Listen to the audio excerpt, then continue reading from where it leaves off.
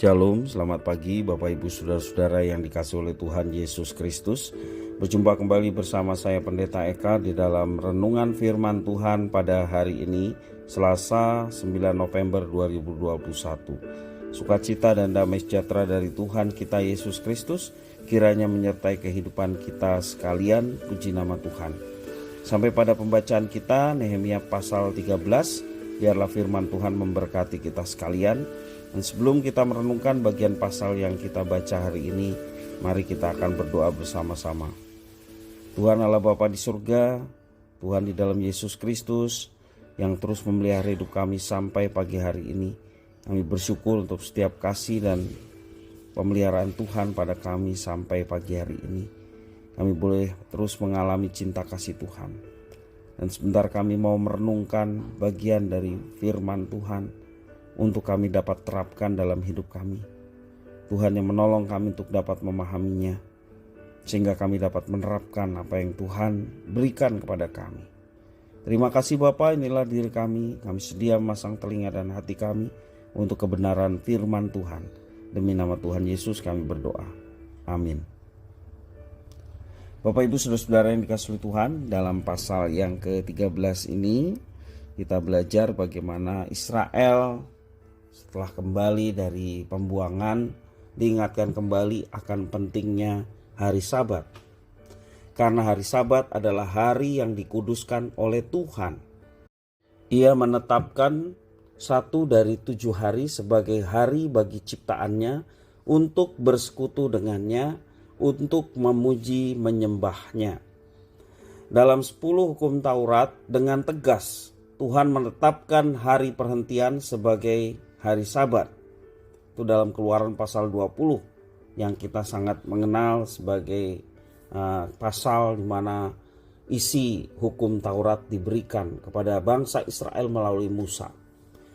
Berdasarkan prinsip kebenaran firman Tuhan atau hukum Yahudi yang dibawa oleh Musa melarang bangsa Israel bekerja pada hari Sabat. Sebab Sabat adalah hari untuk Tuhan. Saat Nehemia kembali ke Yerusalem, ketika dia kembali ke Raja Artasasta Persia, ia kembali ke Yerusalem, ia mendapati banyak pelanggaran yang dilakukan oleh bangsa Israel kepada Tuhan.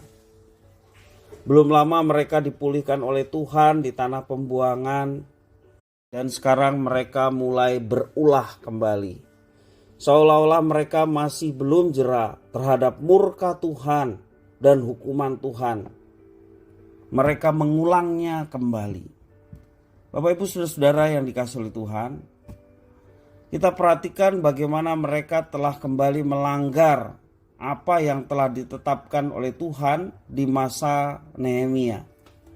Saya bacakan di dalam ayat yang ke-15 sampai 17, inilah pelanggaran-pelanggaran yang mereka lakukan khususnya berkaitan dengan hari Sabat.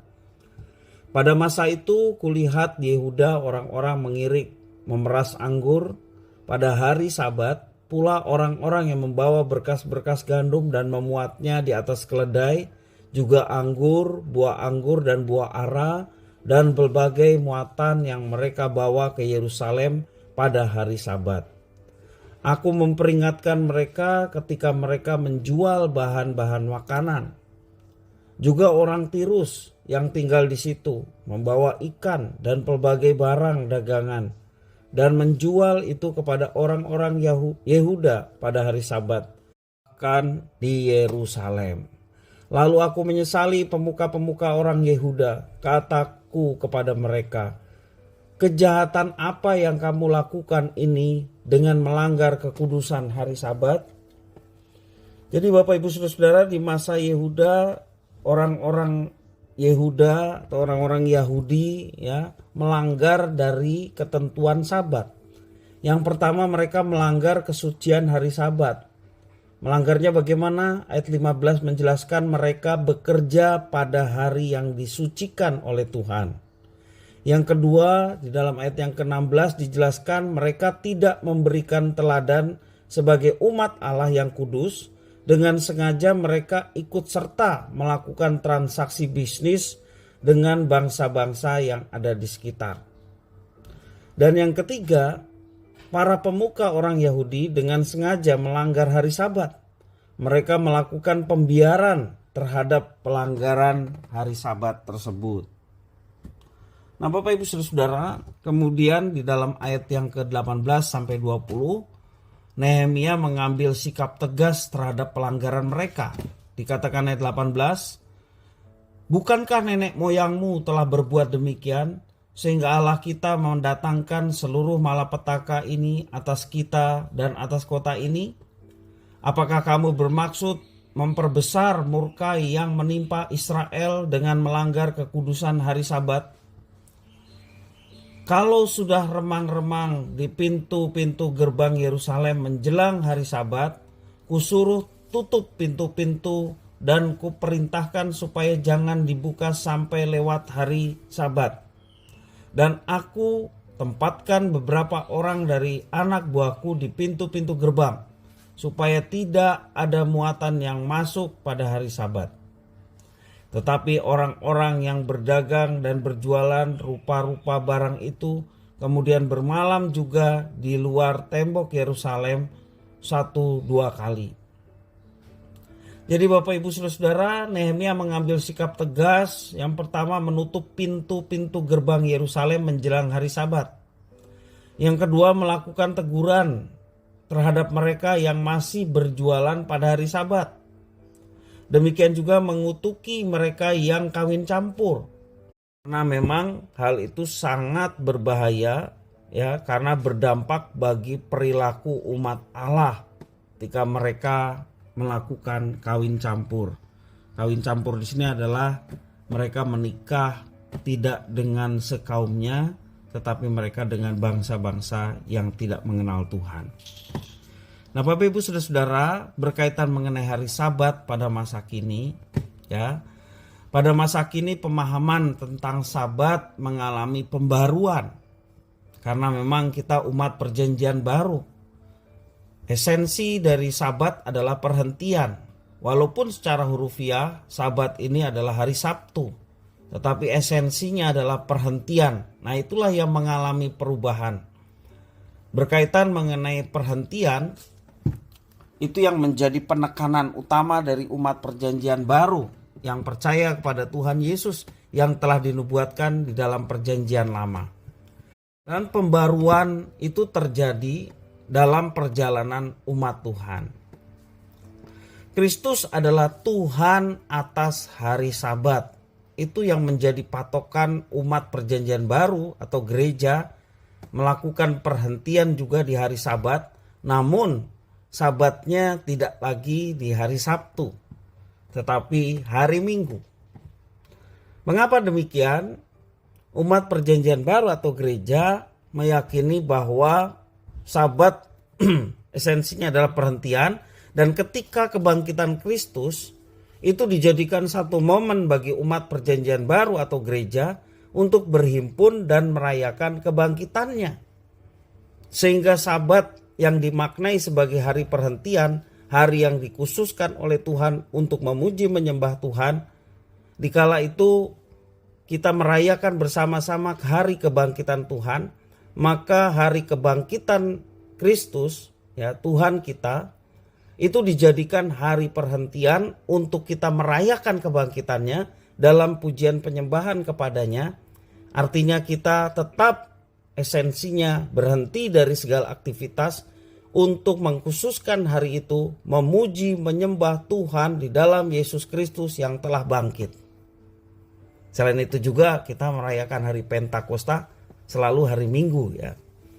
Mengingat bagaimana Roh Kudus dicurahkan bagi setiap orang yang percaya, sehingga kita menjadikan Minggu itu sebagai hari perhentian bagi kita, sebagai Sabat bagi kita. Karena itu Bapak Ibu Saudara yang dikasihi oleh Tuhan, kebangkitan Kristus menandai dimulainya satu era baru bagi umat Tuhan yang baru dalam berbakti dan beribadah kepada Tuhan. Nah, umat Allah yang baru tidak lagi beribadah di Yerusalem, ya, karena Yerusalem pada masa setelah Yesus naik ke sorga, 30 tahun kemudian kurang lebih, disamaratakan dengan tanah. Tidak ada lagi pusat peribadatan di tanah Yerusalem, tetapi pusat peribadatan kepada Tuhan langsung yang berkenan hadir dalam kehidupan umat percaya melalui Roh Kudus yang dimeteraikan dalam kehidupan kita sekalian. Dan biarlah kita sebagai umat perjanjian baru juga tetap memegang prinsip-prinsip yang telah diberikan kepada umatnya, yaitu mengkhususkan hari perhentian yakni hari Sabat untuk kita berbakti kepada Tuhan. Sesibuk apapun yang kita lakukan dalam kehidupan sehari-hari, jangan lupakan hari Sabat, jangan lupakan hari Minggu. Kita mau berbakti kepada Tuhan, karena itu ternyata mendatangkan berkat bagi setiap orang-orang yang setia memperhatikan hari Sabat.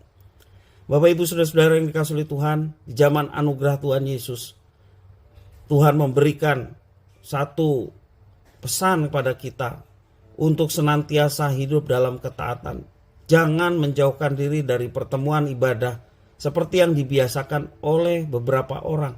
Tetapi mari kita memperhatikannya dengan serius, khususnya di mana kita berhenti dari segala aktivitas, berkumpul bersama dengan saudara seiman untuk beribadah, memuji, menyembah Tuhan. Semuanya itu boleh mendatangkan berkat bagi setiap orang-orang yang setia. Puji nama Tuhan. Biarlah firman Tuhan ini boleh memberkati kita sekalian. Kita berdoa. Terima kasih Tuhan atas firman-Mu. Mampukan kami untuk kami dapat menerapkan segenap firman Tuhan yang boleh kami belajar pada pagi hari ini. Khususnya di mana kami mau memperhatikan hari Sabat dan tidak disibukkan dengan perkara-perkara yang sia-sia. Tetapi sungguh-sungguh kami mengkhususkan hari Sabat untuk berbakti kepada Tuhan, memuji menyembah Tuhan, beristirahat dan rileks di hadapan Tuhan. Sehingga hidup kami boleh terus mengalami kesegaran-kesegaran yang baru yang Tuhan sediakan bagi umat yang setia. Terima kasih ya Tuhan, tolonglah kami untuk mematuhinya sehingga nama Tuhan dimuliakan dan hidup kami boleh mendatangkan berkat. Terima kasih, hanya di dalam nama Tuhan kami Yesus Kristus kami sudah berdoa dan bersyukur. Haleluya. Amin.